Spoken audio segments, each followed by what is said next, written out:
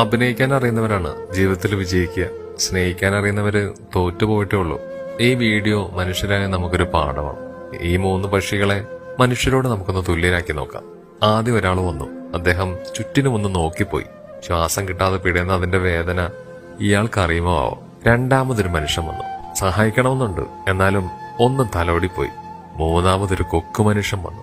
അദ്ദേഹമാണ് നമ്മുടെ ഇന്നത്തെ താരം. സ്നേഹിക്കാനും സഹായിക്കാനും ഒരു മനസ്സുണ്ടെങ്കിൽ നമുക്ക് ആരെയും രക്ഷപ്പെടുത്താം.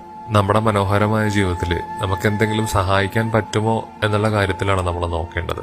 അല്ലാതെ വെറുതെ നമ്മൾ ഒരുപാട് ജീവിച്ചിട്ടൊന്നും ഒരു കഥയില്ല. ഏതെങ്കിലും ഒരു മനുഷ്യനെങ്കിലും ദുരിതത്തിൽ നിന്നും അല്ലെങ്കിൽ സങ്കടങ്ങളിൽ നിന്നും ഒക്കെ അവനെ വിജയിപ്പിക്കുകയാണെങ്കിൽ അതായിരിക്കും ഏറ്റവും വലിയൊരു സമ്പത്തെന്ന് പറയുന്നത്. അല്ലാതെ ഒരുപാട് ഉണ്ടാക്കിയിട്ടൊന്നും ഒരു കാര്യമില്ല.